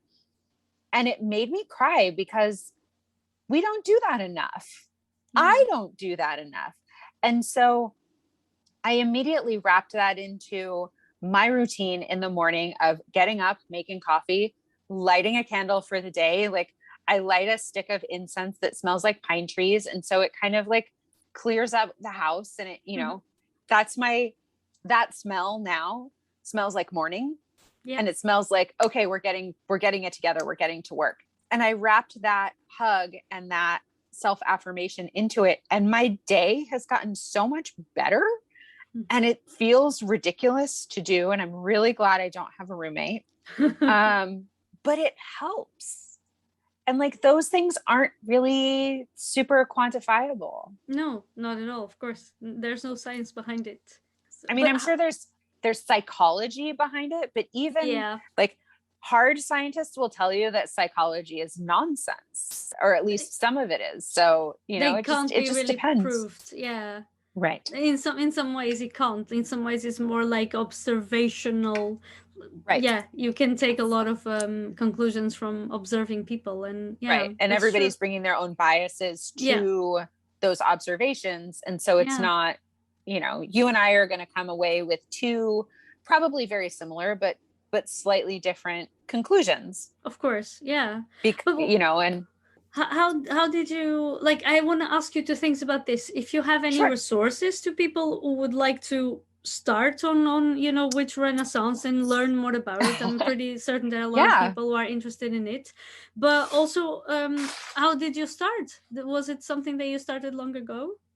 No, it wasn't really. I had a friend, and I just went over to my library to make sure that I haven't loaned out the books that I was going to recommend. I had a friend who was into it. She was in the middle of a bad emotional romantic situation. And so she asked her two best friends she asked two of us to come over to make a group of three, mm-hmm. To have drinks. And then she was like, I just want to clear this space. And I found it so charming. And so we started talking about things, and I was like, you know what? I can light a candle for this. I come from a Catholic background. Yeah. I'll light a candle. There's nothing witchier than the Catholic sensibility of like lighting a candle to pray for somebody. Yeah. So, that folded right in. And I will admit, or I should just confess or say, I had friends, about 10 years ago, I had a couple of really good friends who were super into tarot, and I was insufferable about it. Well, it's karma. It's kind of like they say. It really is. Like, this is one of those things where I am learning as I get older, like, to try really hard just to be excited that people are excited about things. Yeah. But if it's not my jam, it's fine. Because if I am judgmental and insufferable about something, inevitably it's something that I get into and I become really interested in. And then I just look like a hypocritical jackass. And so to those people who, there's no way they're going to hear this, but I offer up, I don't know. I offer up these apologies to the universe, and to those people, because like, what a jerk. I do think we all have our biases. Like, I mean, I'm right? also like, I get super excited about talking about esoteric things, but then you ask me, do you believe? And I'm like, no. No. I mean, you know. I really like watching people get excited about things. I don't really care what the thing is. But if you're a big nerd about, I don't know, one of my good friends is a huge nerd about soldering techniques. She like puts together circuit boards and stuff, and she does all these really interesting, she's interested in the intersection between textiles and electronics. So she's building, I have a purse. My favorite purse has a black lining. And she is building me like a sewable insert into my purse so that I can turn on the light and find something in my purse, right? Which is right. Super handy as well. Wow. Super handy, right? And so, we're talking about it, and she's talking about like all of these different techniques that you can use to like solder things together and like build motherboards and microchips and all this stuff. And I'm just sitting here watching her like be super excited about it and asking her as many questions as I can. And she's like off, like out in the middle of nowhere. But just watching her get super excited about things and want to share that information is enough to get me interested and excited about things. Yeah. And so the major difference between insufferable me getting snooty about somebody's tarot cards, like the difference of those 10 years is being able to say, I love that you love this thing. I'm not into it. Doesn't make any sense to me, but I want to hear more. Convince me instead of dismissing things that people enjoy. And if it's harmful, I mean, they're not harming anyone. So just be happy. Not hurting anybody. Like, just let people live their lives. Yeah. And I think this is something, especially as women, we are raised to be judgmental and harsh and critical of one another. Yeah. And deciding to abandon that criticism and just be interested in people where they are and meeting them where they're at has taken so much stress out of my life. Yeah. No, definitely. Because you don't mind anymore. Like it's time that you are actually wasting being angry at something that is so harmful and harmless. And why? What for? Right. I might as well, like, I can direct my anger at places that actually deserve it. Yeah, exactly. I can direct my anger towards needing political change and needing financial change and reform and those sorts of things, and not on whether somebody's long nails are weird to me. Like, it doesn't matter. Just, stop gatekeeping. Just let people live. Exactly. And my next question is, sure, do you like put your anger on the boxing? I don't even know the name. What's the boxing? Where you the boxing? Yeah, but the boxing thing on the bag. The bag. Do you put that anger on the bag? No, I just want to talk about it with you. I do. Okay, you practice boxing, so I really wanted to talk about. I did. Ugh, my poor arms. I worked so hard on my arms. I was so proud of them. And then like a year and a half of not going to the boxing gym. And now they like, I'm like a one of those cartoons where like the guy has the muscle that like goes up and then like it goes like bloop and like hangs on the bottom now. Like those are my arms now. But I started boxing because one of my very good friends was boxing, and she recommended that I try it. And I went to a boxing gym opened like right next to my work. Yeah. Which was great. And they had the perfect schedule. So I get off work at 5:00 and the boxing class starts at 5:30 and it lasts for 40 minutes. And then my bus was at like 6:25. Right. So like that timing is just like, it's like chef's kiss perfect. So, and I was wearing my little Fitbit and it was like, you're burning like between 500 and 600 calories in 40 minutes. And I was like, sold. This is great. I will admit there have definitely been times where specific faces have been imagined onto the bag that I am hitting. Great technique. It was very effective. You know, it's better than a bullseye, but for the most part, I just find that, it's really, it's harmless. It's not hurting anybody, but also gets you moving, and it gets you like, there is something about punching a thing where there are no consequences to doing so. And the outcome is that you get stronger. Like there's no downside to it for me, which is great. And you will appreciate this as a fellow pragmatist. I have always really, really wanted to like hurl a wine glass at the wall in a fit of pique. But the reason I've never done it is that I know I'll just have to clean it up later. Yeah. And regret. Because like sometimes, I don't know, like, you know, people sometimes are mean and they can just have like a clear conscience about it. Every time that I react a bit more, let's say, for example, mean to people, I'm cycling and someone doesn't stop and I get all like, oh, you gotta stop. Like 5 seconds later, I'm regretting. Yep. I should have been nicer to the person because that could have been me. I could have made that mistake. I've totally done that before. Or like, you know, like you don't wait your proper turn because you're in a hurry or you weren't paying attention or whatever. And like somebody else gets upset with you. Like, it's just not, I do that too. I get upset with those people as well. And then 5 seconds later, like you're saying, I'm like, I've totally done that. Yeah. But the issue is that I always I try to remind myself, and I forget this very often, that it usually doesn't pay off to be angry at people in general, because when the situation is solved, it's super awkward. And then, at least I speak for myself, I am left feeling super like regretful of being mean to the person, even if it's something that I mean the right. It doesn't matter. Yeah. Yes, absolutely. It doesn't have anything to do with who's right or wrong at that point.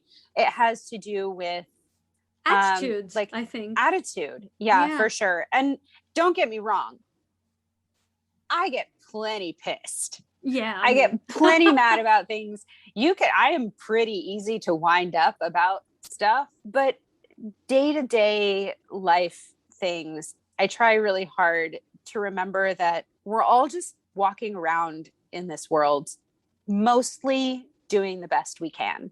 And sometimes the best I can is not my best, but it's the best that I can manage in that moment. And one of the other realizations that has really helped me is, and I think this comes with getting older and no longer being a teenager, because they talk about how teens, one of the stereotypes of teenagers is that like they're always performing because they think that everybody's looking at them. But that's actually a thing that happens in your brain when you're that old. And so, you know, your brain is making changes to the way that you perceive the world. And so having grown out of that and realizing that like nobody on the street is paying any attention to me if I'm just walking around, like living my life, mostly because while I'm walking down the street thinking about that really stupid thing I said when I was 15 years old, everybody else is doing exactly the same thing. They're busy worrying about their lives. Like, Yeah. I may be the heroine in my own novel, but they're the heroes and heroines in their novels. Yeah. And I'm just a side character. And so that actually helps me to feel like I can just do my own thing. Yeah. Because it doesn't really matter. It's not affecting anybody else. I think one good thing about growing old is that you stop caring so much about what others think about you, but also about Yes. what you do in general. You just don't Yes. care as much, and it's so freeing. It really is. Yeah. It really is. I wanted to ask you where people can find you online. I am pretty easy to find online. I am Tika Bell with an E at the end, TIKABELLE. On Instagram. I'm on Facebook, but not very often these days. I write for Book Riot, and I think that's about it. I have a Twitter, which I mostly use to retweet angry things. And there's a lot in the book community to retweet. Angry political things, being in the US. It's died down a little bit, since January, but so I would say probably people can find me on Instagram. I am currently doing, my friend who introduced me to boxing and I agreed this year to do the one post every day 365 project. So there's a lot of art and a lot of cats in that. I tend not to take pictures of the books that I'm reading because I read on an e-reader most of the time, especially now when everything's in lockdown and the libraries have been closed. So, getting a picture of my Nook or my Kindle every day of my book it's just not very interesting. Doesn't have the same effect. Yeah, it's like no. At the end of this month, I wanted to do a picture of of a stack of the books that I had read in last month, and everything was digital. So no, it's just not as cool. It's just not as cool. Definitely doesn't work. No, I was on, oh my God, Litzy. I loved Litzy for a while, and that was it, but it was right around the time that I started reading on an e-reader. And in terms of reading habits, like I used to be very hardcore. You have to have a book. Like I needed a book. I don't care how you read, but like I need a book. And then I realized that part of that was because I was lucky enough to work in a place, this is my previous job, where the library was open till 9 p.m. and they had it like you could reserve your books and they would throw them on the reserve shelf for you. So you just like swung into the library, ducked in, grabbed your books off the shelf, checked them out, got in the car, went back home. Yeah. And the library was on the way home. And so I could just swing into the library real quick, drop off my books, pick up the new ones and go home. When I moved to Oakland, I started taking public transit to work. Yeah. And the library is not easily accessible on my public transit route. And so I started checking out all of my ebooks instead. And so now I read almost exclusively on an e-reader, and it turns out like the experience is kind of different. But I've been reading a paper book now, and my hands get tired holding my book open. Yeah. Because the Kindle or any reader is so easy to have anywhere, in bed or whatever. You don't have to hold the pages open if you're eating either. Just hold it with one hand or you put it down. Yeah, that's true. I was laughing at myself about that. Just like trying to hold my book open with your thumb and your pinky finger, and like my pinky finger was getting tired, and I was like, oh my God, you're such a wimp. Listen, the pinky finger needs some boxing as well. That's right, it does. I need my boxing gym to open up. I'll email them and let them know. Now I wanted to ask you the last question that I always ask on the podcast, and it is a difficult question usually for book lovers, but an all-time favorite book and a book you would recommend right now. Oh, geez, that is a difficult question. I like, as you were asking, I was thinking like, that's so easy. And then I have to actually say a title. Yeah. And that's tough. I usually tell people that it doesn't have to be one, but like not 20, like just, a couple. So one of my favorite books is The Woman in White by Wilkie Collins. Mm-hmm. I would strongly recommend it. I would also recommend his book, The Moonstone. And once you meet my favorite side character, her name is Miss Clack. She's amazing. So that would be a lot of fun. I'm looking at my bookshelves right now and kind of scanning through them. At one point, I would have said the Harry Potter series, and now I won't. Yeah, I know. Because that's... Yeah, I know. Why? Speaking of stupid hills to die on. Yeah, oh. Like, that is just it's just a bad hill. Why? It was, oh my God. It's just a bad hill. It could have just gone so well. It could have, ugh. Yeah. Anyway, it's very upsetting. So yeah, I would go with, and again, I'm out here like recommending books by dead white dudes. But based on our conversation, I would say The Woman in White for sure is one of my very favorites. And of course, I'm going to come up with my all-time favorite book as soon as we stop recording. So I will send you a Slack message if I actually remember what that book is. Something I would recommend. I really enjoyed Alix E. Harrow's, what's it called? The Once and Future Witches. Mm-hmm. I really liked that book. And so she also wrote a book called The 10,000 Doors of January. Yeah. Which has this, have you read it? No, but I've heard Anika talking about it so much that every time that I think about this author, my mind immediately goes Anika. Yes. Definitely, but I haven't read it, no.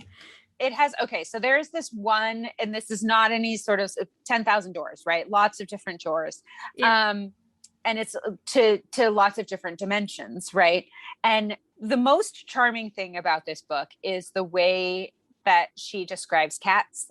She talks about how cats are the only creatures that are persistent through all of the portals and all of the worlds and all of the dimensions.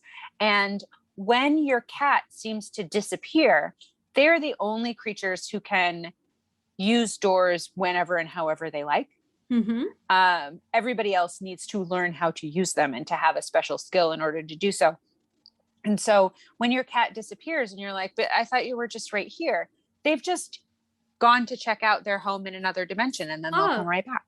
What? They have another home in another dimension? Do they love another family besides me? And it's hard to it's hard to tell. Yes. And I'm worried. It's a very good premise, though. I loved that. I loved that so much. It's a bit like once in a while, like Coraline. Yes. Like they just go Coraline. Not Coraline. Yeah, but not in a creepy way. Yeah. Okay. Yeah.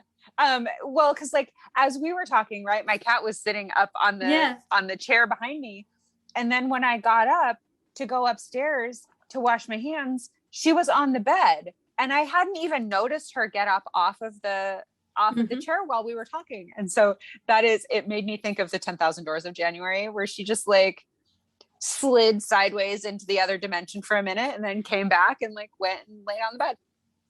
I think they would like to have like 4 dinners or something. Yes, absolutely. So I would recommend Alix Harrow. I would also recommend Nnedi, Okorafor. Oh, I'm mispronouncing her last name. Shoot, hold on one second. No, I do think you're saying it right. I think it is Okorafor. There's no D in her last name. Or maybe Libby just misspelled it. No, it's there is a D on the first name. On the like Nnedi is ND, if I'm not mistaken. Yes. But then the last name is Okorafor. It's Okorafor. Yes. Yeah. Okay. So I would recommend the Binti trilogy by Nnedi Okorafor. Very well. It's wonderful. I'm actually going to read a book by her. Or by her, I don't know actually their pronouns. So, I'm going to read Lagoon for a book club, and it's the first time because I am not a fantasy or science fiction reader. It's what I find the most difficult to read for me, unless it's this topic. So I'm very curious about that. And I will make sure, of course, that I put everything in the show's notes. If you could also send me the books that you used for the witchcraft. Sorry, is this okay to say witchcraft? Yeah, of course. Yeah. Then I could put them in the notes in case people want to check them out as well, because it's Sure. that is very interesting. I may just send you a picture of my entire bookshelf. That is also fine. I'll just copy. I have my witch bookshelf, and some things are there, some things have been loaned out, but I have found several books that I tend to go back to over and over again. So I would be happy to send you those titles. That's perfect. Then I can share it. Tika, thank you so much for this conversation. Had loads of fun talking to you. You are so welcome. This has been lovely. Thank you.